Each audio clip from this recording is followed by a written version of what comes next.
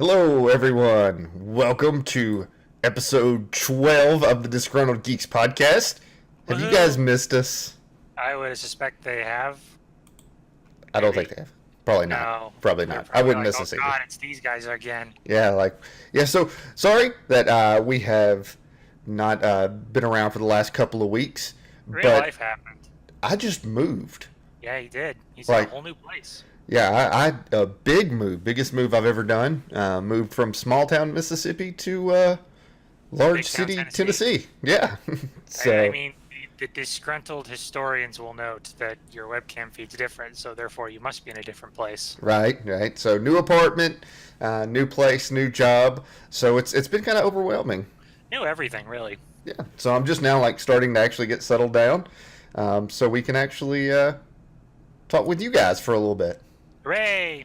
Yeah. So as always, this is Ronnie. I'm one of your hosts, and this is with me. The lovely man next to me is Ben. You've been on for so long, you just can't help but lie to the people again. I mean, But yeah, I'm still the same person in the same location. right. So for those of you that are joining us on Twitch, enjoy the new apartment. Enjoy Ben's lovely face. For those that are listening to us, Really. Ben's voice will caress you to sleep tonight. Oh man, okay. We are absolutely glad to be back, guys. I hate doing a podcast and missing weeks because I want to be consistent for you guys. And, we're going to get back to being on a weekly schedule now. Yep. So you can look forward to that. And normally I do myself last as far as what have you been up to. But I kind of wanted to kind of jump onto it first. Okay, yeah. Over the last 2 weeks, obviously, I've been doing the move, haven't had a lot of time to do stuff. Sure. But as the Disgruntled Geeks historians, as you called them, Ben, would know, Yeah. there's been a running theme through our Maybe episodes that pretty one much. guy. Yeah, that one guy. What's his name? Wit. I don't. But I finally beat the forest. Oh yeah, hey, that's great. So now both of us have beat the forest. Yes, we have. And I'm going to say I was rather disappointed by the end of that game. I mean, it was an ending. Right, But- that's about all you could really say about it. Yeah, it didn't leave me with any real strong emotions. Which, considering what's in the ending, it feels like a miss. Right. So spoiler for anybody who wants to play Yeah, the forest. Forest spoilers. Skip ahead like a few minutes. Do whatever you've got to do to avoid the spoilers for the forest if you plan on playing it. But you end up. Wait, let's give a minute to leave. Okay. Now, if you're still here, it's your fault. I'm gonna hold my finger up while we talk spoilers because Co-optional did that once. Right there you go. There you go. I'm gonna do that. So This doesn't help you if you're on audio. I'm sorry. right. Sorry for the audio ones. But you get to the end of the game and you find your son and he's Yeah. dead. He's super dead. He is dead as dead gets. He's cadaverific. And so you end up trying to find a new sacrifice because Yep. a dead sacrifice won't do it. Well, you don't know that yet, but you're trying to find a Well, I mean- sacrifice. The thing doesn't come with an instruction manual. Right. It's like, Because there's this artifact there that could resurrect people. So you go and you find Megan, who is the daughter of the Red Man who kidnapped your son. yeah, who because has- the Red Man's not the king of the cannibals. He was actually a scientist of the Dharma Initiative that works there. Right. The company just reminds me of the Dharma Initiative, Oh, they're so much like the Dharma Initiative, right? except So they're on a it's like- peninsula instead of an island. That's true. So Peninsula can't move. So you end up like you get to Megan and like this huge like grotesque creature grows out of her mouth. It's disgusting. It is disgusting. And the fight one is really, really difficult, but is also impossible to lose. Yeah, Because if you die, you literally get teleported to right outside the boss fight room, and You the wake boss up on retains all of its damage. yeah. You wake up on a hospital bed just right outside the room. Yeah. And then there's like coffee and food everywhere so that you can get your stamina and your health back. I mean, honestly, I don't know how else they could do it because if you die, it would be very infuriating. I guess the middle ground should have been that hospital bed should have been a save point, and then you Right. can just reload.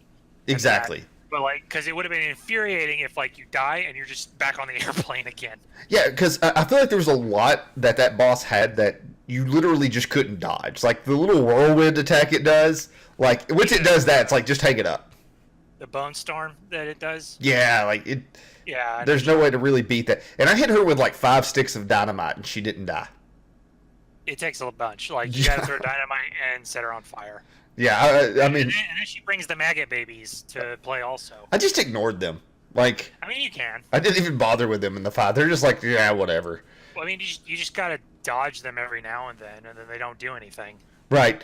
But you know that's otherwise the ending was okay. But I mean, really, like once I realized, like after dying to her the first time, I was like, crap, I'm gonna have to go through all this again. And like, yeah, it sucked, but I was able to save right outside of because there's a tent right outside of where you go into the actual facility. Yeah. But the fact that like I'm like, okay, well, you know, there's not much that goes on in the facility. I can just run through the facility and get back to her. Mm-hmm. But then I woke up in the hospital bed and I'm like, okay, well, it's the first time I died. Usually in the forest, it's the second time you die that you actually die. Yes. So I went in, did the second fight, was fighting really hard because I didn't want to die, and then I died and woke up in the hospital bed. And I'm like, so what? Okay, so I get a few times. I'm thinking like at that point, like eventually I'll just permanently die.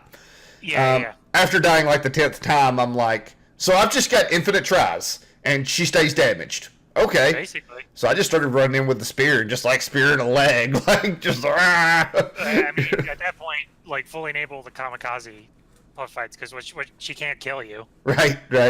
And that's the reason why I chose the spear because it's so quick and it's like you're going to get 1 or 2 hits off before she swings at you. So. There you go. But. Now, I'll have to ask, which ending did you go with then? Because there are 2 endings. I got the orb. You got the orb, okay. Yeah. You know, sadly. I'll admit, like my drive to play the game is gone now. Yeah. Because there's nothing to work towards anymore. Not really. The thing is like it's cool to play and keep building. Like, because I started a tree forest or a treetop village not too far from my base that I could zip line down into my base, and I mean that's cool. But I'm never gonna like, you know, wake up one day and decide I'm gonna turn on the orb to red mode and try hordes and see how that works out for me. Right. Like. It's like, why bother? The other ending, I did see it on YouTube, and it's hilariously animated, just because it's like they're trying to pass it off as a legitimate cutscene. Right. And it still feels like an early access cutscene, so it's just awkward. And then there's this random cliffhanger ending that's like, oh, are we gonna have a sequel where we play as like Cannibal Mutant Timmy, who's gonna flip out with all his weirdo tentacle arms because you made him a monster? I mean, that'd be a cool game, but I don't know if they're going to be able to get around to making it. Well, the developers have said they're working on a big content patch right now. So big content patch. Yes, so we'll see. We'll see what happens. I can't wait for pufferfish to be added then. Oh yeah, just like in the raft. Ding. So that's, you know, we can go ahead and probably put the spoiler finger down. Spoilers are done. Oh my god, that just. You hold that up for a while. It's just, man, I don't know how they did that. Yeah. We'll do that every week, and like by the end of by like a year, you're just gonna have a really buff finger. Just one. Just one really buff finger. All the rest are terrible.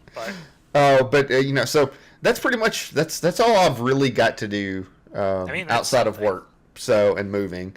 Ben, what have you been up to? Well, since I didn't move, I've had a lot to do, but I haven't done much with the time I've been given, which is very meta. But I did start a new Doom playthrough.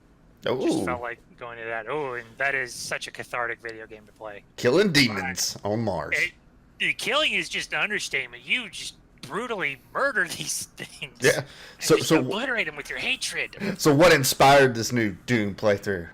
Mainly Doom Eternal. Oh yeah. I watched the gameplay video of that.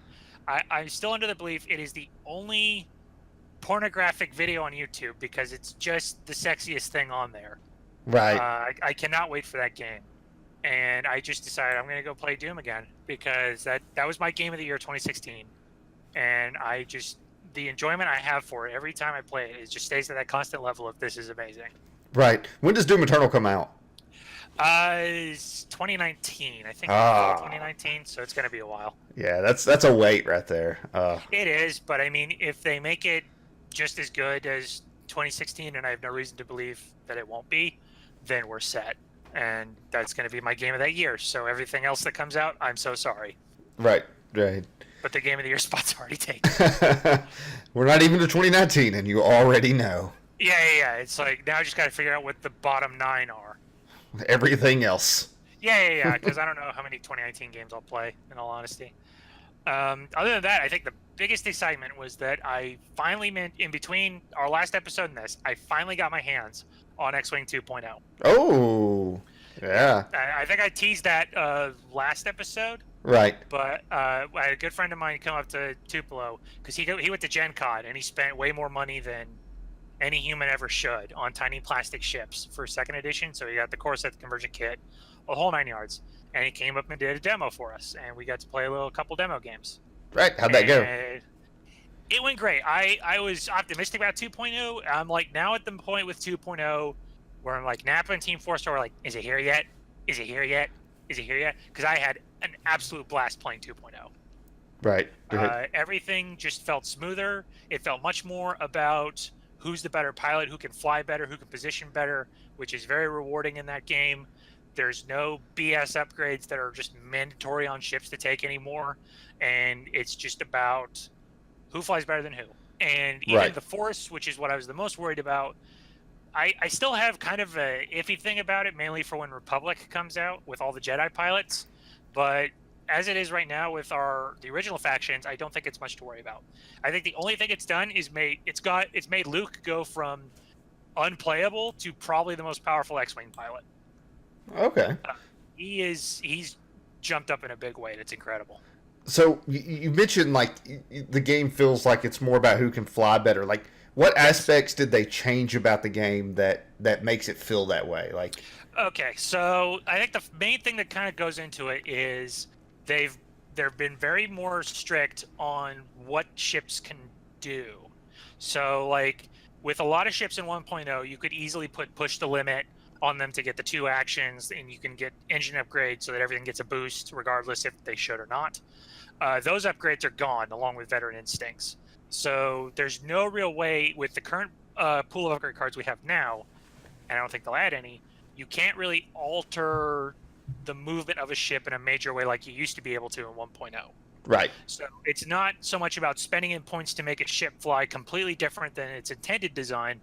It's about how you can utilize this ship as its intended design to the best of your ability. Okay. And that's great because it allows you to come up with different strategies and utilize ships the way they're supposed to.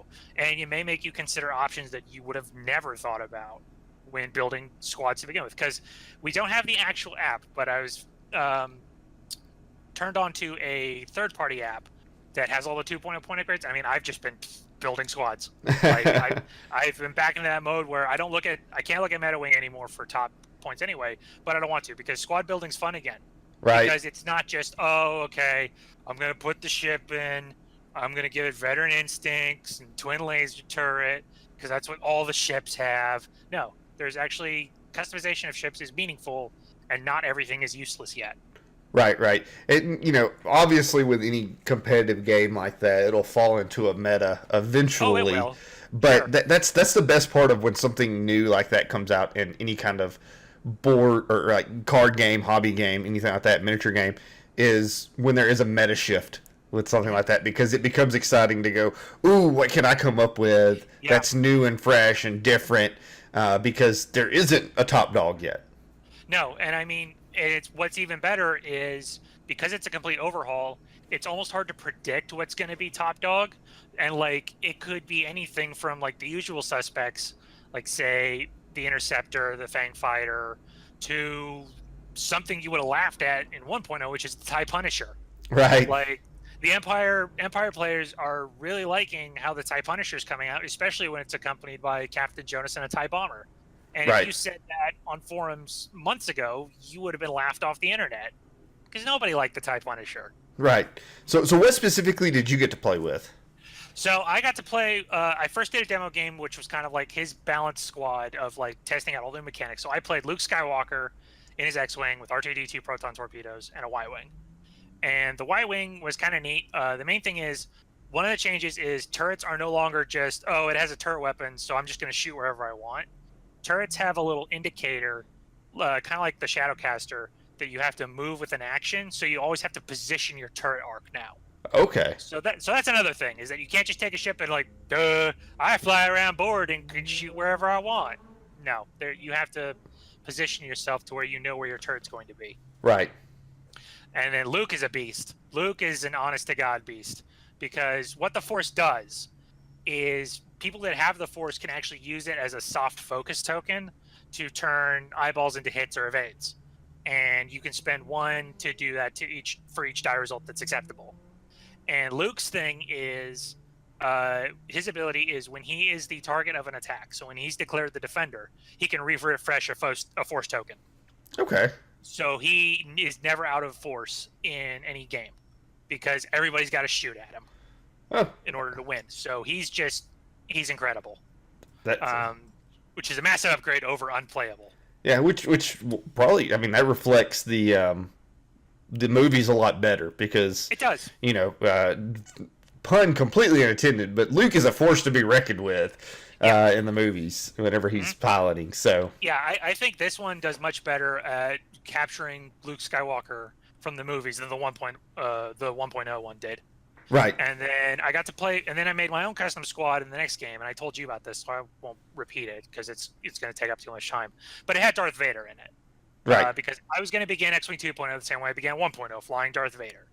And Vader is also really well done in this, I think. He has 3 Force tokens instead of Luke, who only has 2, which is kind of a callback to Legion because Luke has 2 Force powers, Vader has 3. And his thing is, it used to be in 1.0, you can do 2 actions, just bottom line. Vader's is you can spend Force tokens to do extra actions. So you can spend 1 or 2 to do as many actions with Vader as you can without repeating. Right. Plus, they upgraded the TIE Advanced style, which is very nice. Okay. Cool. So how did they upgrade that? They gave it a 1 forward straight, which it didn't have before. And I think they made it blue. There are no green maneuvers anymore. It's blue because we love our colorblind people. And they also gave it the Talon roll to be a little bit more maneuverable. Okay. So it's just a little bit better at flying.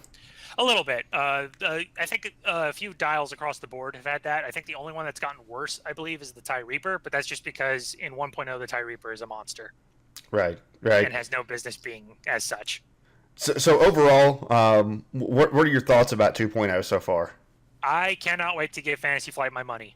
I'm very hopeful for this. It's revitalized my love for the game. I didn't think it could go any higher, but I mean, it was getting stagnant in 1.0 just because everything was bombs, twin laser turrets, fat turrets, regeneration. It's just kind of all the same. But the fact that so much has been, I don't even say scrapped, but streamlined into a way that is just about the competition in the game. Like, that's going to be just so much fun to play with. And I cannot wait to get my hands on the conversion kits and build squads and see what 2.0 has to offer. Okay. Well, I think we should probably do like a full special episode with you actually reviewing the game once you get your hands on it. Sure. I'll bring my conversion kits up and I'll be like, yo, this is the cool thing I like, and then this is the thing I think sucks. Right. Don't expect that to happen with the Republic and the Separatists because I'm probably not buying the prequel factions. Right. Well, question for you, not necessarily on X-Wing, but you mentioned to me that there was some controversy going on in the miniatures world. Oh yeah. I'll touch on this lightly because it's not Fantasy Flight, and that's not really what I know. But all the people in my group that are big into Games Workshop, well, they had a little tizzy over Forge World recently.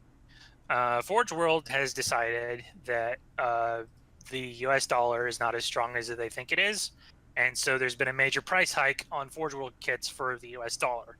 It's no longer as close to a one-to-one conversion as you get, is what it used to be. According to Spiky Bits here, because I'm Fantasy Flight mainly, I just kind of sort of keep up with GW. I do like me a Blood Bowl. Me and GW are not, best friends. So the good news is that Forge World had announced decreased shipping times. There's a warehouse in the U.S., and then apparently that decided, yo, we're gonna hike your price up. So in the article, it's got an example of Horus Heresy kits. So originally it's at 190 pounds English, and then when you convert it to the US dollar, that kit's at $300. Wow. Yeah. So needless to say, we Yanks are not very appreciative of that whatsoever. Wow. So are they originally from Europe? Yeah, Games Workshop is a British company. Okay, so basically it's just that sounds kind of like what happened with Hearthstone. Remember when Hearthstone had its price hike, except it was from the dollar to the pound, where they hiked the price up so heavily. Yeah. And it did not turn out well for them. Still, No, I don't think they've recovered yet. This really hasn't either for Forge World. I'm not sure if they've gone through with it really, but it's just been funny to like see what the limit is for the people that play actual nerd golf, because that's just what I've always called 40K and all GW games. Right. Because they are an investment. Like $300 for one kit in a game, that just seems ridiculous. Like Tiny bit. What is the standard right now? Do you know what the standard is for or for Warhammer miniatures? Okay, Warhammer, I don't have a clue, but that's actually kind of like a box set. It almost looks like like a core set for that game. Let me see if I could do a better perspective. So there's a big model here that they have also in the article. Think like my ATST. You've seen that for Legion, right? Right. Okay, so think like that. For the pound version, they've got it set here at $72. And then for the English version, the dollar, it's $112. Okay. I would not pay $112 for an ATST or this thing, honestly. And I mean, like, obviously I've played Magic, so I've spent money on some crazy stuff before. But at this point in my life, period, like, there's no way. No, I mean, you're never going to get into miniatures games. The only way you play X-Wing really is when you borrow my collection. Right. That's what it's there for, so I don't mind whatsoever. Right. Like, that's the crazy thing about having like these international companies now within gaming is when you see things like this where they adjust their conversion rates. Mm-hmm. It's kind of hard. Like, I want to be really angry at the companies for it because it is a price hike, but can you really blame them if you're getting screwed over really by the conversion? Yeah, like the supposed trade-off is the fact that there is apparently faster shipping time from Forge World for it, so it does make me wonder if it's like, oh, well, because we're having to put in so much effort into this fasting shipping time, we got to have a price hike, which is understandable, but this feels a little ridiculous. Yeah, it sounds like it is. I really want to come back to this after I get in touch with people who, on my side, who do buy from Forge World and have got Forge World stuff, and I want to see like if they have experienced like a significance in speed of delivery, because if they have, I can sort of be a little more understanding. But if it's not any more significant than what they usually get, then no, this price hike is ridiculous. Yeah, that's. So I will report back once I talk to people who know what they're talking about. Yeah, I definitely want to follow this because it's not just for Warhammer, but like I said, Blizzard has already gone through this with Hearthstone some, and it seems to be a trend. And as we're already such a global society already, but as we have games that do have these larger reaches internationally, especially physical games.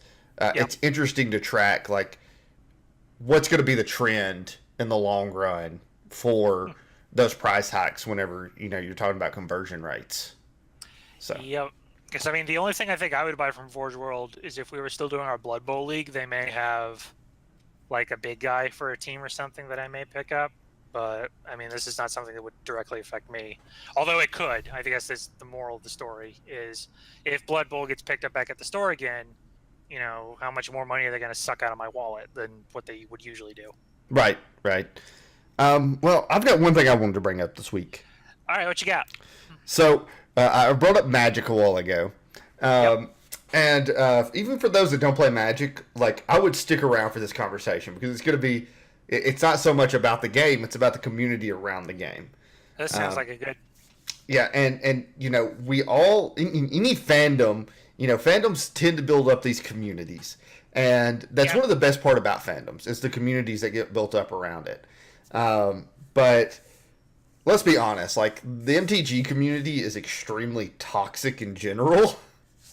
But this is supposed to be the most exciting time of the year, by the way, for Magic, because right now we have the Hall of Fame ballots have been given out. For those that don't know, Magic the Gathering does have a Hall of Fame, and basically for those who forgot, and basically the way that it works is there's a list of candidates, and basically so many people, like there's different people who get votes, and whichever, like you have to get like so much of a threshold. I don't know if it's a percentage based or a number based, but there's a threshold you have to meet to get in. So it's not a set number of people get in every year. right? So the thing is some of the people who are given votes are some of the people who are actually nominated, and also other pros. And so something different has kind of happened this year, and it happens nearly every year a little bit, but it has gone crazy this year. So once the list was announced, all of a sudden on Twitter and different websites, there's a lot of infighting on Twitter, but mainly like different blog posts, different podcasts, people have started claiming that a bunch of these pros have been cheating. Oh. And usually it's another Hall of Fame contender who is saying that one of the other Hall of Fame contenders is cheating. And then that person will go, well, no, they're cheating. And it has become literally like this game of like professional Magic players pointing at each other and going, he did wrong. And they're like, he started it. This is a free-for-all. Yeah. This is like free-for-all campaigning of like, no, don't vote for that guy, vote for me. So don't vote for the dirty cheaters. And I'm gonna let loose, man. Give me just a minute here. Yeah, go for it. Here's the thing, okay? The Hall of Fame of any organization that is, that has professional players, professional anything, right? There is no reason that the actual, like, other professional players should be getting votes for who goes into the Hall of Fame. As far as I know, Magic is the only thing that does that with their Hall of Fame, of having other professional players vote for who gets into the Hall of Fame. Because at the end of the day, you have a bunch of people who are acting like children because they want their buddies to get in the Hall of Fame, or they want to get in the Hall of Fame, and they don't want that guy over there getting in the Hall of Fame. It's funny because I'm pointing at you, Ben. They don't want you to get in the Hall of Fame. No, I shouldn't be in the Magic Hall of Fame. You're right. Right. But I'll excuse myself. It's absolutely ridiculous that the company thought that was a good idea ever. There's no way. The people who should be voting for it are people like Mark Rosewater, who is the head designer of Magic, the developers, the people inside of Magic, the Premier Play people. Like, I know Helen Bergeron was the head of Premier Play years ago. I don't know who is now, but it should not be people who are actually in contention for the Hall of Fame or have the ability to ever be in contention in the Hall of Fame. Otherwise known as other pros. And it's, here's the thing. I have a lot of respect for a lot of these players. One of them is Brad Nelson. But, when you get on a pod... Yeah, my mother. The story behind that. But the thing with it is Brad is a great player. But he's showing his true colors right now by being one of the people who's in the middle of all this mess. And quite frankly, if it was me in charge of Wizards of the Coast and a Premier Play in the Hall of Fame, every single person who has got involved with this fight, I would just strike from contention for the Hall of Fame ever. Because it's doing more damage to the community than good. And that's one of the things that is the prerequisite to be in Hall of Fame consideration is, have you had a positive impact on the community? You got a point. I do like that idea. I just feel bad that the Hall of Fame class of 2018 will probably just be one person. Who's that? I don't know. Just whoever's not involved in the drama. Well, there is one. I can't remember his name because he's not an American guy. He's Asian, so he's not like he's usually involved like the Pro Tours, but and on the Grand Prix circuit. But he actually responded to some allegations about his cheating. And instead of doing like most of these pros have been doing and going, oh, well, no, that person over there, actually, the one who claimed I was cheating, cheated. And then also the other guy cheated too. His response to the allegations of his cheating was basically like, hey, I was going to avoid getting into all this, but I feel like it's my responsibility as a Hall of Fame contender to address the specific situations that have been brought up. And he went through each specific situation that had been brought up of him cheating and talked about the situation itself.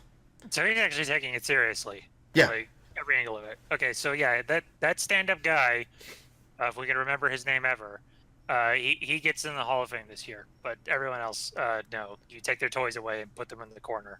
Well, it's just, it's an absolute just shame on the game. Like, Magic doesn't need anything else pulling its community down because there's so many things already. Well, get ready, because here's my hot take on this whole situation. And it's actually a meta hot take, because it's not just limited to this specifically. Popularity contests are a mistake.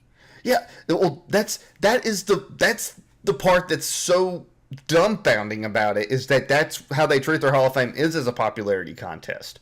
Uh-huh. Like, I do not know a single other Hall of Fame that's treated that way. I really don't know either. And of course, if you do, please leave your comments below.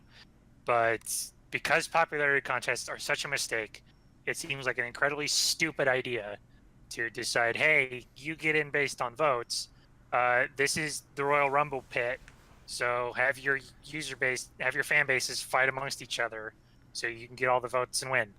Yeah, and obviously the Magic subreddit, you said like have your fan bases, like, man, the Magic subreddit has been absolutely terrible. I imagine if I type in r/Thunderdome, it automatically redirects to Magic TCG. Oh, it is. Because that's what it is. And like I said, like, Brad Nelson absolutely, based on how he's played, deserves to be in the Hall of Fame. Yeah, sure. But the way he's acting, I'd say no. I honestly expect better of your mother. Yes. For those that don't know this story, I got to tell the story now. I've got to tell the story. I've teased it twice, so. So, years ago, whenever I actually played Magic a lot, I ended up going to a Star City Games Open. I never did really good at any of those because I'm not a good player. At least you went to them. But yeah, I went to a couple. And one of them, there had been on one of the YouTube shows, there had been a bet where I'm not sure who it was between. I know that Brad Nelson and Jerry Thompson, which were two pro players, were on one side, and there was another group of pro players on the other side, that Brad Nelson and Jerry lost. And if they had lost that bet, they had to wear a dress to the next Star City Games Open. This is in Birmingham, Alabama. So we get up to the Birmingham Jefferson Conference Center, the BJCC, which I got to do a shout out for CamiCon, because that's also where CamiCon happens. Fun. If you're in the South, go to CamiCon. It's great. It's going to be February something this year. Look it up. It's fun. Yep. But so got there, and we saw them. Like, we were walking through the parking lot at the same time as them. So I started out my day. I'm playing. I thought it was kind of funny that whenever I saw them, but I'm playing. And I'm actually, like, the first few rounds, I'm doing okay, which isn't unusual. So at the onset of the fourth round, I'm still at the top tables.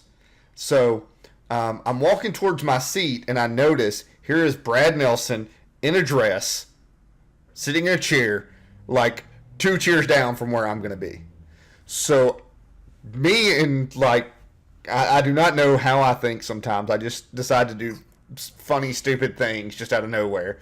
I run up and hug Brad Nelson from behind. And, like, I'm looking at his face while I'm, like, all up on him. And he is just, you can tell he's infuriated. And, like, so I'm like, oh, and I jump back and I'm like, I'm sorry, man, I thought you were my mom. And Jerry Thompson is sitting in the dress, just, like, diagonal to Brad Nelson. And Jerry just about falls out of the chair laughing. And I'm just like, and I just go sit down in my chair, and Brad still he has this skull on his face. Like, You tilted him for the rest of the game, I'm yeah. sure.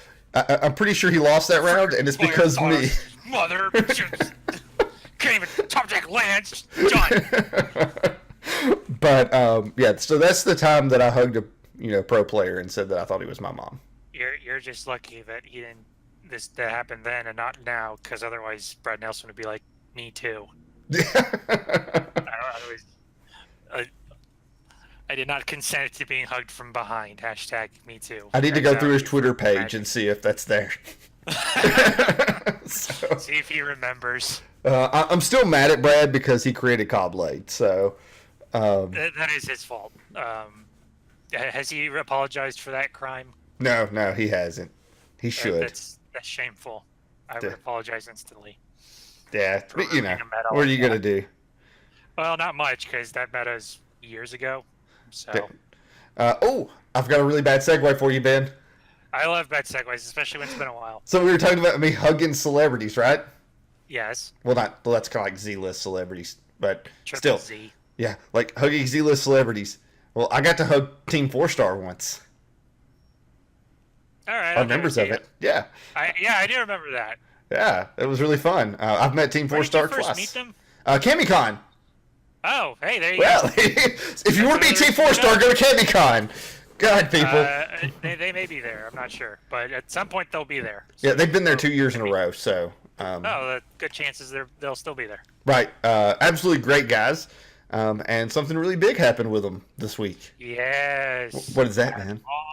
At long last. I think it's been 14 months between episodes, but they actually released the first part of episode 60 of their pinnacle flagship series, Dragon Ball Z Abridged. Yes. So we're 14 months between 59 and 60. Yeah. For those that don't know, there's been a lot of legal trouble with Team 4-Star from the very get-go doing the Abridged series. And lately, like, Toei has put their foot down. After basically giving them the green light for a while, Toei decided that they were no longer okay with it. And basically, once they finish with this episode, it's over. That's what I've heard about it. Yeah, it was like as soon as they end the Cell Saga, that's the end of it. I believe they actually revealed this at a convention. I think that's where they first did the premiere. So right. It was like a big screening at a theater. Oh, that's awesome. But instead of being like the Chinese theater in LA, it was like an auditorium with nerds. Right. So, I mean, it's kind of the same thing. So have you seen the episode, Ben? I have. I watched it as soon as it was in my sub box. And so, I linked it to you and other friends. So what are your thoughts? I absolutely loved it. It was worth 14 months, and I can't wait for part 2 and 3. Right. Of course, the humor is on point. That goes without saying, because the humor is always going to be on point. I think there's only been a couple episodes of Dragon Ball Z where I'm like, it didn't really stick with me. Right. But it was really good, and I didn't think I would care ever again or like have emotional investment into Gohan transforming again. But they did it right, and I did. Yeah. Well, that was. I'm glad you brought up the Gohan transformation, because I think that was a really big deal. That they actually treated it seriously. They didn't make Gohan's transformation into another joke. No. And I think that was a good homage to the original transformation. It was, and I didn't think they would take it as a joke, because Team 4-Star has a pretty good history of taking really significant moments and not making them jokes. Like they didn't necessarily make Goku transforming against Frieza a joke. Yeah, there's by the way he acted afterwards into a joke. I mean afterwards, yeah, but the actual transformation, they took that a little seriously. But they also even then took it further, where when it actually does kind of become Cell Saga, not really so much about the androids, there is a good tone shift where they do focus on keeping the seriousness in scenes, which a lot of it has to do with how creepy they make Cell when he first is introduced, and really like the Trunks movie. That's not a funny movie. That's a very serious movie that they make, and it's a very good. It's basically just another good dub, an alternative dub for that movie. Yeah, and my favorite part of the episode, in all reality, and I'm going to tell you, it's just a joke that I think really paid off through all the years. Yeah. Was when Cell was squeezing Gohan. Uh-huh. And he made the squeak. Yeah. I was waiting for as soon as he squeezed him, I was like, I bet he's gonna squeak. Because, like, we haven't seen that out of Gohan yet. And then, like, No. it's been so many times where Goku's getting squeezed and he makes the squeaky noise. Yeah, and then all of a if it's sudden, hereditary. yes, and it was. It was. That's Like father, like son. Well, and then Son Gohan. and then, well, there's also the payoff too with the Cell Juniors and how they all have like the different quips and personalities have gone past. Like not only is there Vegeta Junior, Right. there's he actually has like Nappa lines. Yes. Like, Vegeta. And it's like just really just terrorizing Vegeta. Yeah, I think that's the best part about this, because there's a part 2 coming. There is. They're shooting for one every week, hopefully. Okay. So cool. next Friday should be part 2. Should be, they said. Cool. But it seems like with this episode, like they are really trying to go back to some of their old jokes and like making sure that it feels like an actual end to this, by bringing in a lot of the old stuff, which is always good to see out of something you've been following for years. Yeah, it really is, and it's also making it a bit more not as painful if they do say we're not going to continue this because fighting Toei is a giant pain in the ass, and I don't blame them for that in any way. That's all Toei's fault. But I mean, if it ends after this, I would totally understand and in a way be happy with it because that's a good ending. Right. I'll tell you another great thing about this episode. And I think just about the show in general with Abridged is, have they even changed Mr. Satan's personality at all? No, I honestly don't think they have. I don't think they've had to do anything. Because, like, the way that they've set up the tone of Abridged, like, Mr. Satan he just fits naturally into it. Like, yep. So. And I think it's played really well with the fact that over time, like, if you remember from episode 1, all the way over. And for people who haven't seen this series, boy, do you have something to binge over Labor Day weekend. Yes, go watch. Even if you've never seen Dragon Ball Z, watch Dragon Ball Z Abridged. Yeah. Because, I mean, if you don't watch it because you think people screaming for hours is stupid, well, they poke fun at that, so don't worry. But what I was getting at is, if you go back to the first season, there's a lot of edited-in humor that's not really tied to the series. Like, there's the Goku Pac-Man head being chased like by Solid Snake, right? And just like those kind of outside jokes. But then at some point throughout the series, it just progresses into being a more legitimate, a comedic dub of the series. Like, it doesn't rely on outside jokes, but it's just more of what's in the series. And it just happens to be more comedic. The best outside stuff in the show comes from the Cell versus stuff. Yes, yes, it is. And even like, again, I cannot recommend it more. If you're a fan of One Punch Man or really any of the things that they did with the Cell versus, like, you should watch it, because I think the One Punch Man episode was the best. It really is. But there's several that they did from characters from different franchises. Yeah, there's Yu Yu Hakusho, Yu-Gi-Oh, Death Note, like all of those. Those aren't character names, I know, but those are series that are featured in the Cell versus. Right. But it's absolutely just the guys are just funny. Yeah, they are. And having met them in real life, like, that's their personality in real life, is to be that funny.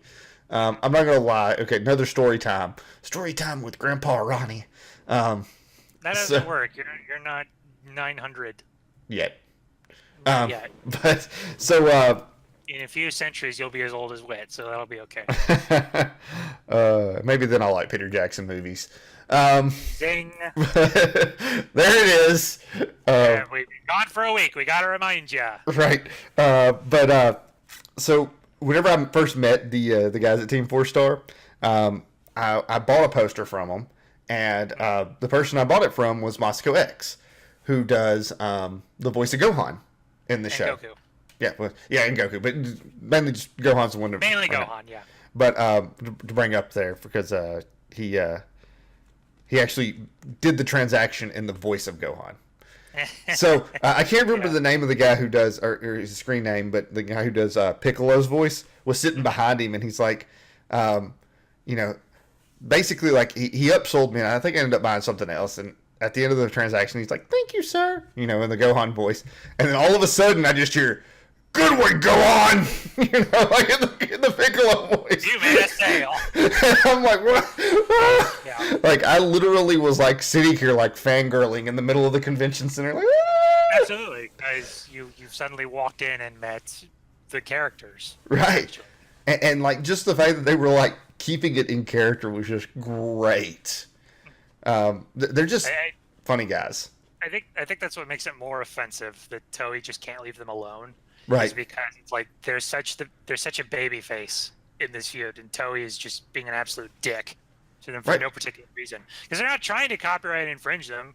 Like nothing they do doesn't begin with "This is a parody fan release. Please support the official release. Here's all the people who do own it, etc., etc." Right. And let's be honest, 100%. Like, I believe Team 4-Star is responsible for the resurgence of Dragon Ball. Absolutely. Because, if I believe that if it was not for Team 4-Star, there would not be a Dragon Ball Super. No. Bottom line. Because it's not just a bridge, because Kai brought a new generation into the fold. Yes, it did. And TFS Abridged, like, Dragon Ball Z Abridged, they brought the love back to the old generation, to us 90s kids who watched the show. And so the combination of those two things made a perfect storm for the coming back of Dragon Ball. Yep. I don't see how that can't be true. And that's what's upsetting about it. It's like, Toei, you've made a lot of money because of these guys. Yeah. Like, let them do their thing. I want to see a Dragon Ball Super abridged. I think we got like one episode with clips in it, and it shows like that would be great, but we may never get that. Yeah, which is we won't. Upsetting. So yeah, Toei, just take the stick out your butt and let them do what they do best, because they're not going to hurt you. But that's like telling a major corporation, like they're looking at it. It's like, oh well, we're losing money. Well, I mean, I don't watch anything anyway, so I can't really threaten them with I'm not going to watch their stuff. But well, that's the funny thing about it, okay? And I mean, completely legally, I have watched every single episode of Dragon Ball Super that I've watched online. Yeah. And it's like, you don't make a ton of money from that anyways. Yeah, really. So it's like, you're not making money off of me. But I also don't understand the logic of, we're making Dragon Ball Super, but if we let those dastardly Team 4-Star keep making Abridged, he's not going to watch Super. Right. No, that's stupid. Of course I'm going to watch Super. Right. You're stupid. And that's the bad part about it, because before Super came out, Toei was completely okay with them. Yeah. And it wasn't until Super started that they started having an issue. Oh, wow. So I don't know. It's just inconceivable to them that people can watch two different series and be faithful to both. Right. Because I did. Yeah, I did too. I don't know. Whatever, Toei. Yeah, and another thing too that we got to look at Team 4-Star. I don't know if you know, but Ben, because I know you don't do a ton of YouTube. But they started the trend of the abridged in general, and like there's a ton of abridged series now. I think the other big one I know of is the Yu-Gi-Oh one. Right. Which they actually work with the guy who did the Yu-Gi-Oh one. Yeah, because I watched the episode where Ghost Nappa made a cameo. Yeah, so that was such a good one. they were actually, because I've kind of got the scoop from having talked to the guys face to face. Right. Is they actually kind of developed the two at the same time together. Okay, yeah. So they were, it was kind of like they knew each other and they both kind of had a similar idea, and so they helped each other, and that's the reason why. Both of them have been extremely popular. Another really popular one is Ruby, the Rooster Teeth show Ruby. Oh, that is a dub now? They have an abridged for that. Okay, a bridge. I mean, they're the people who do that are actually out of Birmingham, Alabama. I've met several of them. We had Kamicon. Yeah, probably so. They were at TupeloCon. As a continuing trend in this discussion.